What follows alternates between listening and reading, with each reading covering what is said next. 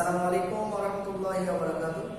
Shimul Memorial নরসাউথ school and college কর্তৃক আয়োজিত আজকের এই অনলাইন ক্লাস, আজকে সপ্তম শ্রেণীর ইসলাম নৈতিক শিক্ষার ক্লাসে আমি তোমাদের সাথে ক্লাস উপস্থাপনায় আছি মোহাম্মদ মোর্শেদ আলম, সহকারী শিক্ষক, শিমুল নরসাউথ স্কুল অ্যান্ড কলেজ। সুপ্রিয় শিক্ষার্থী বন্ধুরা, তোমাদের সকলকে আমি আন্তরিক অভিনন্দন ও শুভেচ্ছা জানাচ্ছি। আর সেই সাথে তোমরা এই করোনাকালীন পরিস্থিতিতে হয়তো বাসায় আছো, সুস্থ আছো এবং অবশ্যই তোমরা স্বাস্থ্যবিধি মেনে চলবে, বড়দের কথা শুনবে, সাথে সাথে কিন্তু তোমাদের পড়াশোনাটাও চালিয়ে নেবে। কেমন? তোমরা অবশ্যই এখন পড়াশোনার দিকে মনোযোগী হবে, কারণ যে কোনো সময় আমাদের পরিস্থিতি যদি একটু স্বাভাবিক হয় এবং সরকারের নির্দেশ পেলে হয়তো আমরা ক্লাস শুরু করবো, সেক্ষেত্রে হয়তো আমাদের পরীক্ষা হবে, বার্ষিক পরীক্ষা হওয়ার সম্ভাবনা আছে, তোমরা বার্ষিক পরীক্ষায় অংশগ্রহণ করবে, সেক্ষেত্রে অবশ্যই পড়াশোনায় মনোযোগী হবে। এটি আমি তোমাদের প্রতি বিশেষভাবে পড়াশোনার প্রতি মনোযোগী হওয়ার জন্য আমি বলবো। দেখো, আজকে চতুর্থ অধ্যায়ের পাঠ 12-13 নিয়ে আমরা আলোচনা করব। আজকে যে এই পাঠ যদি তোমরা মনোযোগ সহকারে শোনো, যে বিষয়গুলো সম্পর্কে তোমরা জানতে পারবে তা হলো আজকের পাঠ শেষে তোমরা প্রতারণার পরিচয় ও কুফল সম্পর্কে জানবে, পিতামাতার অবাধ্য হওয়ার কুফল সম্পর্কে জানবে। তাহলে আজকে খুব মোস্ট ইম্পর্টেন্ট গুরুত্বপূর্ণ দুটি টপিকস, যে প্রতারণা এবং পিতামাতার প্রতি যে আমাদের দায়িত্ব আমরা পালন করে যে অবাধ্য হওয়ার কুফল বা অপকারিতা আমরা জানবো। তাহলে আজকের আলোচ্য বিষয় কি হলো সুপ্রিয় শিক্ষার্থী বন্ধুরা? আজকে আলোচ্য বিষয় হলো প্রতারণার পরিচয় ও কুফল। অর্থাৎ এইটা তোমরা লিখে নিবে অবশ্যই, যে আলোচ্য বিষয় প্রতারণার পরিচয় ও কুফল আর পিতামাতার অবাধ্য হওয়ার অপকারিতা। তাহলে আমরা এই দুটি বিষয়ে অবশ্যই মনোযোগ দিয়ে আমরা আলোচনাগুলো শুনবো। লক্ষ্য করো, আমরা সরাসরি আলোচনায় চলে যাচ্ছি, যে আমরা প্রথমেই জানবো প্রতারণাটা কি, তাই না? তাহলে আমরা জেনে নিই যে প্রতারণাটা কি। প্রতারণা এটি বাংলা শব্দ, তোমরা নিশ্চয়ই জানো প্রতারণা বাংলা শব্দের আরবি প্রতিশব্দ হলো আল গাস্যু। তাহলে আল গাস্যু অর্থ কি? আল গাস্যু অর্থ হলো প্রতারণা, ফাঁকি দেওয়া, ধোঁকা দেওয়া ইত্যাদি, তাই না? তাহলে প্রতারণা বলতে আমরা কি বুঝি? বলা হচ্ছে যে কথাবার্তা, আচার আচরণ, লেনদেন, ব্যবসা বাণিজ্য প্রভৃতি ক্ষেত্রে ধোঁকা দেওয়াকে বলা হয় প্রতারণা। তাহলে আমরা আরেকবার জেনে নেব যে আচার আচরণ, কথাবার্তা, চালচলন এই প্রভৃতি ক্ষেত্রে যে ধোঁকা, এই ধোঁকা দেওয়াকে বলা হচ্ছে প্রতারণা। এরপর আমরা জানবো যে প্রতারণার কুফল, যে প্রতারণা ইসলামের দৃষ্টিতে কেমন, অর্থাৎ প্রতারণা করলে ওই ব্যক্তির অবস্থাটা কি হতে পারে, আমরা এই বিষয়ে জানবো। ইসলামের দৃষ্টিতে প্রতারণা হচ্ছে একটা অবশ্যই জঘন্যতম গরিত কাজ, খারাপ কাজ এবং হারাম কাজ। প্রতারণা একটি মিথ্যার শামিল, আর মিথ্যা যেহেতু সবচেয়ে বড় পাপ জগতের জননী বা মা বলা হয় মিথ্যাকে, রাসূল সাল্লাল্লাহু আলাইহি সাল্লাম বলেছেন যে মিথ্যা বলা হচ্ছে পাপের জননী। অর্থাৎ যতগুলো পাপ পৃথিবীতে আছে সবচেয়ে ওই পাপগুলোর জন্ম নেয় কিন্তু মিথ্যা থেকে। অর্থাৎ আমি একটা কিছু করেছি, আমি মিথ্যা বললাম, মিথ্যার আশ্রয় নিয়ে কিন্তু আরো 10টা মিথ্যার জন্ম দিলাম, সেখান থেকে কিন্তু আমরা পাপের দিকে মিথ্যা বলার মাধ্যমে ধাবিত হই। তো এই ক্ষেত্রে প্রতারণা কিন্তু একটা মিথ্যার শামিল, মিথ্যার একটা অংশ। এই জন্য এটি হলো হারাম এবং একটি গরিত কাজ। এই প্রতারণার ব্যাপারে, অর্থাৎ প্রতারণার কুফল সম্পর্কে মহান আল্লাহ সুবহানাহু ওয়া তাআলা তিনি মহাগ্রন্থ আল কোরআনুল কারীমের সূরা আল বাকারার 42 নম্বর আয়াতে তিনি বলেছেন যে লামা তালবিসুল হাক্কা বিল বাতিল ওয়া আনতুম তা'লামুন, তোমরা জেনে শুনে সত্যের সাথে কখনো মিথ্যার সংমিশ্রণ করো না। অর্থাৎ আমরা যারা প্রতারণা করি, যারা ধোঁকা দিই, তারা কিন্তু 100% মিথ্যার উপর ভর করে কিন্তু আমরা ধোঁকা দিই না। কেন? যেই বিষয়টা 100% মিথ্যা সেটা কিন্তু সবাই বুঝতে পারবে, আর ওই বিষয় নিয়ে কিন্তু কাউকে প্রতারণা করা যাবে না, ধোঁকা দেওয়া যাবে না। মানুষ যখন বুঝেই দিবে শুরুতেই যে এই জিনিসটি মিথ্যা, ভুল, তাহলে সেখানে মানুষ মানবে না, তাই না? তাহলে প্রতারণা কিন্তু দেওয়া হয় কিভাবে? মিথ্যা জিনিসটাকে সত্যের মতো করে বা সত্য অনুপাতে তুলে ধরে, অথবা কিছু সত্য আর বাকি সবই মিথ্যা, এভাবে সংমিশ্রণ করেই কিন্তু মানুষকে আকৃষ্ট করে কিন্তু পরবর্তীতে প্রতারণা করা হয়, ধোঁকা দেওয়া হয় এবং মানুষকে ঠকানো হয়, তাই না? তাহলে সেক্ষেত্রে কিন্তু আল্লাহ সুবহানাহু ওয়া তাআলা বলছেন যে সত্যের সাথে মিথ্যার সংমিশ্রণ করো না। অর্থাৎ প্রতারণা করতে গেলে যে সত্যের সাথে আমরা মিথ্যাকে গুলিয়ে নিই, মিক্স করে নিই, তারপরে মানুষকে ঠকায়, মানুষের ক্ষতি করি, সে ব্যাপারে আল্লাহ বললেন যে তোমরা কখনোই লামা তালবিসুল হাক্কা বিল বাতিল, তোমরা কখনোই সত্যকে মিথ্যার সাথে সংমিশ্রণ করো না। ওয়া আনতুম তা'লামুন, তোমরা জেনে শুনে বুঝে, অর্থাৎ আমি জানি এই জিনিসটি সঠিক, এই জিনিসটি ভুল, এটি এমন আর এটি তেমন, তাহলে এই উভয় প্রকারের মধ্যে ব্যবধান রেখে আমাকে কথা বলতে হবে, মানুষকে বোঝাতে হবে এবং কোনো পণ্য সামগ্রী বিক্রির ক্ষেত্রেও আমাকে কিন্তু সেক্ষেত্রে কি করতে হবে, সাবধানতা অবলম্বন করতে হবে, যেন যেমন পণ্যের গুণাগুণ বা মান আমি ওটা বলেই যেন মানুষকে দিতে পারি। অর্থাৎ খারাপ পণ্য আমি ভালো বলে কখনো দিতে পারি না, অনুরূপভাবে কোনো খারাপ কাজকে ভালো বলে চালিয়ে দিতে পারি না। এই ব্যাপারে আল্লাহ সুবহানাহু ওয়া তাআলা আমাদেরকে নিষেধ করেছেন। প্রতারণা হচ্ছে একটি সামাজিক অপরাধ, আর এই প্রতারণা করা হচ্ছে মুনাফিকদের কাজ। তাহলে কারা প্রতারণা করে? নিশ্চয় প্রতারণা করে তারাই যারা মুনাফিক, অর্থাৎ ডানেও থাকে বামেও থাকে, দুই দিকেই যারা থাকে তারা প্রতারণা করবে, তাই না? রাসূল সাল্লাল্লাহু আলাইহি ওয়াসাল্লাম প্রতারণাকে খুবই এবং কি করতেন, ঘৃণা করতেন। একদিন রাসূল সাল্লাল্লাহু আলাইহি ওয়াসাল্লাম বাজারে গেলেন, গিয়ে দেখলেন একজন শস্য ব্যবসায়ী, তিনি তার কিছু শস্য বিক্রি করতেছেন। উপরের যে শস্যগুলো সেগুলো কিন্তু শুকনো। রাসূল সাল্লাল্লাহু আলাইহি ওয়াসাল্লাম তিনি ওই শস্যের যে স্তূপ, ওই স্তূপের মধ্যে হাত ঢুকিয়ে দিলেন। হাত ঢুকিয়ে দিলে তিনি লক্ষ্য করলেন যে নিচে যে শস্যগুলো আছে এগুলো কিন্তু ভেজা। অর্থাৎ একজন মানুষ ওই শস্য যে স্তূপ যিনি কিনবেন, অর্থাৎ ক্রেতা যখন আসবেন তিনি কিন্তু উপরের অংশ দেখে কিনবেন। উপরে তিনি ভালোগুলো রাখছেন, শুকনোগুলো রাখছেন, সতেজগুলো রেখেছেন, আর ভিতরে কিন্তু ভেজা দিয়ে মিক্স করে দিয়েছেন। এটা কিন্তু প্রতারণা বা ধোঁকার একটা শামিল। অনেক সময় আমরা কৃষকেরা বা ব্যবসায়ীরা কিন্তু এই জাতীয় ঠকবাজ বা প্রতারণার আশ্রয় নিয়ে থাকে পণ্য বিক্রির ক্ষেত্রে, তাই না? যে নিচের দিকে খারাপ কিছু রাখে এবং উপরে সুন্দর টাটকা ভালোগুলো রেখে বোঝানো হয় যে আমার সবগুলো পণ্যই এরকম, অর্থাৎ ভালো, আপনি নির্দ্বিধায় উপরের গুলো দেখে নিতে পারেন, কিন্তু আসলে কিন্তু ভিতরের গুলো কি খারাপ। রাসূল সাল্লাল্লাহু আলাইহি ওয়াসাল্লাম যখন দেখলেন ভিতরের শস্যটি ভেজা, সঙ্গে সঙ্গে তিনি ওই ব্যবসায়ীকে লক্ষ্য করে বললেন যে মান গাসসা ফালাইসা মিন্না, শুনে রাখো, যে ব্যক্তি প্রতারণা করে ও আমি নবী আমার উম্মতি নয়। অর্থাৎ কিয়ামতের দিনে আমি নবী আমার উম্মত হিসেবে তাকে পরিচয়ই আমি দিব না, যদিও সে সালাত আদায় করে, সিয়াম রাখে, হজ করে, ইসলামের অন্য কাজগুলো সঠিকভাবে করে, কিন্তু প্রতারণা করে। রাসূল বলেন সে কিন্তু আমার উম্মতি নয়। তাহলে রাসূলের উম্মতি না হলে ইসলামের কাজ করতে কোনো কাজ হবে না। তাহলে আমরা এখান থেকে কি বুঝলাম সুপ্রিয় শিক্ষার্থী বন্ধুরা? নিশ্চয় আমরা যখন কোনো জিনিস কেনা বেচা করব, অবশ্যই তার যেমন গুণ বা মান, গুণগত দিক এবং তার মানসম্মত দিকগুলো আমরা ঠিক হুবহু সেভাবেই তুলে ধরবো। কখনো আমরা ভেজাল দিয়ে বা মিথ্যার সাথে সত্যকে সংমিশ্রণ করে ক্রেতাকে আকৃষ্ট করে কিছু বলবো না বা দেখাবো না, অথবা ভালো প্রোডাক্ট দেখিয়ে খারাপ কোনো প্রোডাক্ট আমরা সেল করবো না। এবং আমরা যারা ক্রেতা থাকবো অবশ্যই আমরা ক্রেতাদের সাথে প্রতারণা বা ধোঁকার আশ্রয় নিব না। যদি আমরা প্রতারণা করি তাহলে রাসূল সাল্লাল্লাহু আলাইহি ওয়াসাল্লাম বলেছেন সে আমার উম্মতি নয়। এই হাদিসটি মুসলিম শরীফে, তোমরা এখানে চিত্রে বা তোমরা স্লাইডে প্রদর্শিত হয়েছে এই হাদিসটি, তোমরা নিচের দিকে লক্ষ্য করতেছো। রাসূল সাল্লাল্লাহু আলাইহি ওয়াসাল্লাম বলেন যে ব্যক্তি প্রতারণা করে সে আমার উম্মত নয়। তাহলে অবশ্যই রাসূলের উম্মত হওয়ার জন্য এবং মানুষের সাথে নিজের কথাবার্তা এবং কাজকর্ম উভয়টি ঠিক রাখার জন্য কিন্তু আমাদেরকে প্রতারণা থেকে দূরে থাকা উচিত।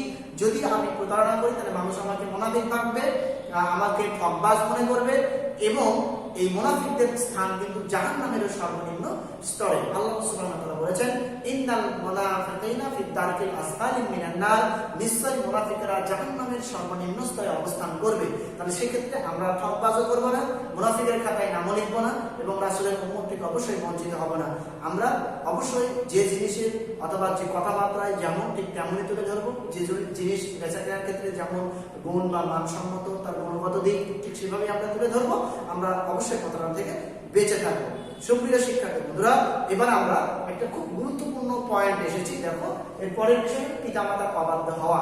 অর্থাৎ অবাধ্য বলতে আমরা কি বুঝি? পিতামাতা বলতে তো আমাদের জনক জননী, যাদের মাধ্যমে আমরা পৃথিবীর আলো দেখেছি, আমাদের যারা নিজের জীবনের চাইতেও সবচেয়ে বেশি ভালোবাসেন এবং আমাদের কল্যাণের জন্য সার্বক্ষণিক সর্বপ্রকার ত্যাগ যারা করেন, তারাই কিন্তু হলেন আমাদের পরম শ্রদ্ধেয় বাবা এবং মা। তাহলে এই পিতামাতা বলতে আমাদের বাবা মা।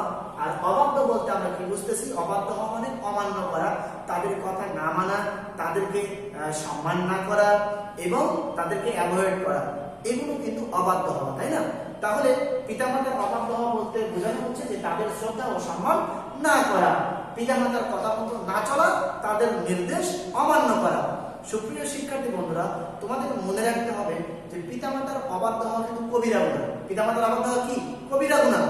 বাবা মা সন্তানের কল্যাণ কামনা করে যতক্ষণ যে কথা বলবে বিনা বাক্যে, বিনা দ্বিধায়, বিনা প্রশ্নে এবং নির্দ্বিধায় মাথা নিচু করে ওই কথাটা মেনে নিতে হবে। এটি কিন্তু একজন আদর্শ সন্তানের গুণ। বাবা মা যদি কোনো খারাপ কাজে উৎসাহিত করে সেক্ষেত্রে আমরা তার কথা অ্যাভয়েড করবো, বাবা মাকে বুঝাবো যে আব্বু বা আম্মু তুমি যে কথাটা বললা এই কথা যেহেতু খারাপ তাই আমি মানতেছি না, তুমি বলছো আমি কিন্তু অবশ্যই মানতে বাধ্য, মানবো। কেন মানছি না? যেটি খারাপ, অর্থাৎ ইসলামের বিপরীত বা ইসলাম ধর্মের বিধিবিধান পরিপন্থী কথা বিধায় আমি মানছি না। কিন্তু এর অর্থ এই নয় যে আমি তোমাকে মানছি না বা তোমাকে শ্রদ্ধা করছি না। আমি তোমাকে শ্রদ্ধা করি, ভালোবাসি যতক্ষণ তুমি আমাকে কল্যাণের দিকে ধাবিত করবে। এভাবে একজন বাবা মা কিন্তু কখনো কোনো সন্তানকে অকল্যাণের দিকে অবশ্যই ধাবিত করেন না। তাই যে কল্যাণমূলক কাজ বা ভালো কাজের দিকে তারা বলেন, পরামর্শ দেন, আমরা নির্দ্বিধায়, বিনা তর্কে, বিনা কথায় তার কথাগুলো, তাদের কথাগুলো মেনে চলবো, রেসপেক্ট করবো। এই ব্যাপারে ইসলাম আমাদেরকে কড়া নির্দেশ প্রদান করেছেন। আল্লাহ রাসূল সাল্লাল্লাহু আলাইহি সাল্লামের একজন প্রখ্যাত সাহাবী, তার নাম হলো হযরত আবু হুরায়রা রাদিয়াল্লাহু তাআলা আনহু। তিনি যখন ইসলাম গ্রহণ করলেন, তার মা কিন্তু ছিল তখন ইসলাম গ্রহণ করেন নাই, তিনি কিন্তু অন্য ধর্মের তখনও। অথচ আবু হুরায়রা আল্লাহ রাসূলের কাছে এসে বললেন, হে আল্লাহ রাসূল, আমার মা তো অন্য ধর্মের, আমি ইসলাম গ্রহণ করেছি, আমি কি আমার মায়ের সাথে ভালো ব্যবহার করবো বা আমি কি আমার মায়ের কথা মেনে চলবো? রাসূল সাল্লাল্লাহু আলাইহি সাল্লাম বলেন যে হ্যাঁ, তুমি অবশ্যই তোমার মাকে শ্রদ্ধা করবে, তোমার মাকে ভালোবাসবে এবং তোমার মায়ের কথা মান্য করবে।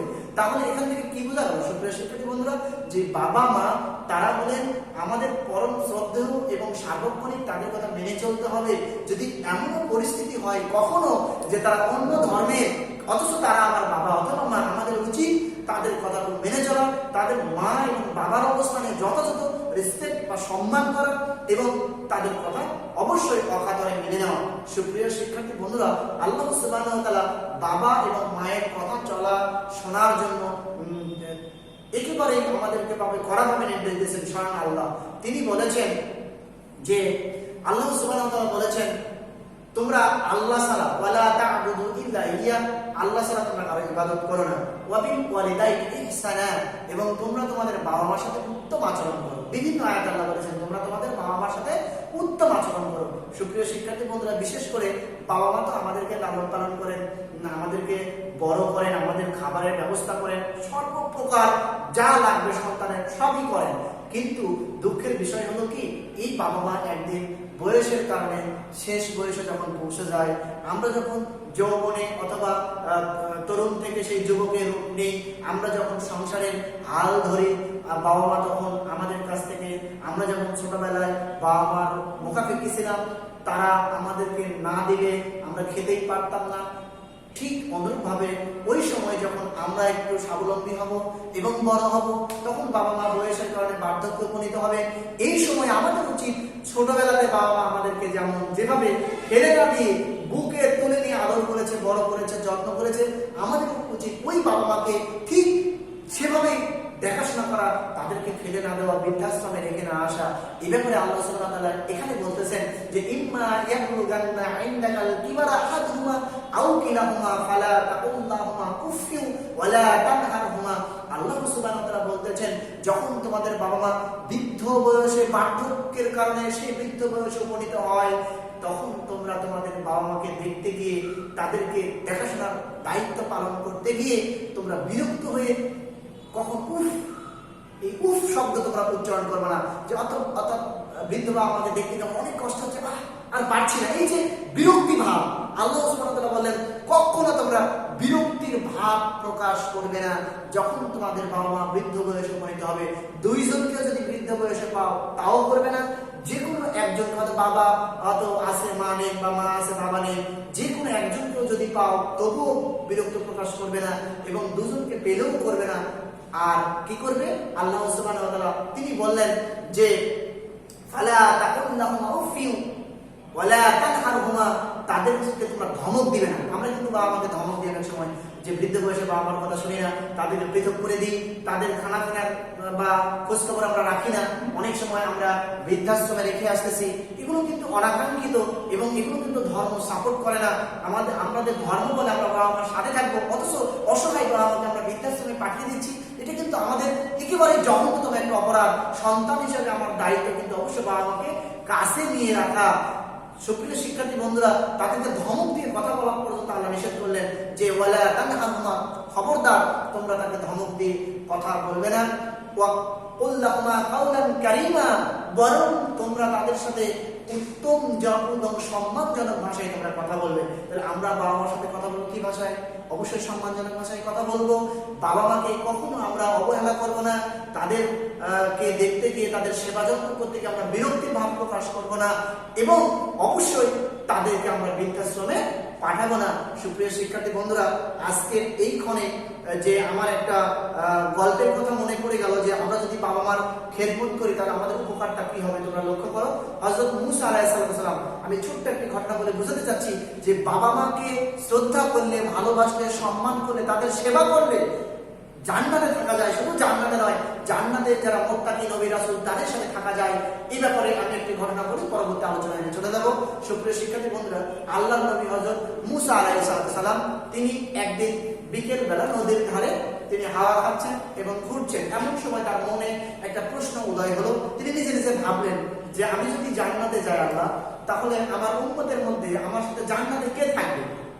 আমি কি তাকে দুনিয়াতে দেখতে পাবো? বা আমার বড় ইচ্ছা হচ্ছে জানার যে আমার সাথে জান্নাতে কে থাকবে। আমার সাথে আমি আল্লাহ নবী মূসা, আমিও যদি জান্নাতে যাই আর তারাও যদি জান্নাতে যায়, তাহলে আমার সাথে থাকবে কে? ওই ব্যক্তি কি এখনো বেঁচে আছে? আল্লাহ কি তাকে আমার সাথে সাক্ষাৎ করাবেন? এরকম একটা প্রশ্ন তার মনের মধ্যে উদয় হলো। আল্লাহ সুবহানাহু ওয়া তাআলা তাকে নির্দেশ দিলেন বা তাকে জানিয়ে দিলেন যে হ্যাঁ, তোমার সাথে জান্নাতে যে ব্যক্তি থাকবে সে এখনো বেঁচে আছে এবং তোমার এই এলাকার মধ্যেই আছে, এই দেশের মধ্যেই আছে। তাকে দেখার জন্য মূসা আলাইহিস সালাম আল্লাহর কাছে অ্যাপ্লাই করলেন, আপত্তি করলেন।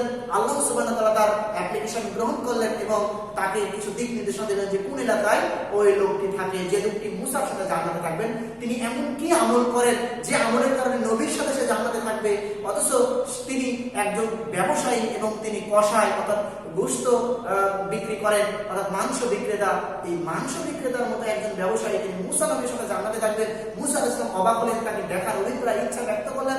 আল্লাহ সুবহানাহু ওয়া তাআলা তাকে দেখার সুযোগ করে দিলেন এবং তাকে এলাকা নির্দেশ করে দিলেন যে তিনি সেই এলাকায় তার সাথে দেখা করতে গেলেন। ওই বাজারে গেলেন, গিয়ে দেখেন যে প্রত্যেকটা দোকানদার অথবা ব্যবসায়ী যে প্রতারণা, একটা আগে বললাম প্রতারণার আশ্রয় নিয়েছে, ধোকার আশ্রয় নিয়েছে, ওজনে কম বেশি দিচ্ছে, অথবা গোশতের মধ্যে হাড্ডি ঢুকিয়ে কম বেশি দামে বিক্রি করতেছে ইত্যাদি। অথচ একজন ব্যবসায়ী সঠিক ওজনে, সঠিক পরিমাপে, সঠিক পণ্য ধোকা না দিয়ে বিক্রি করতেছে।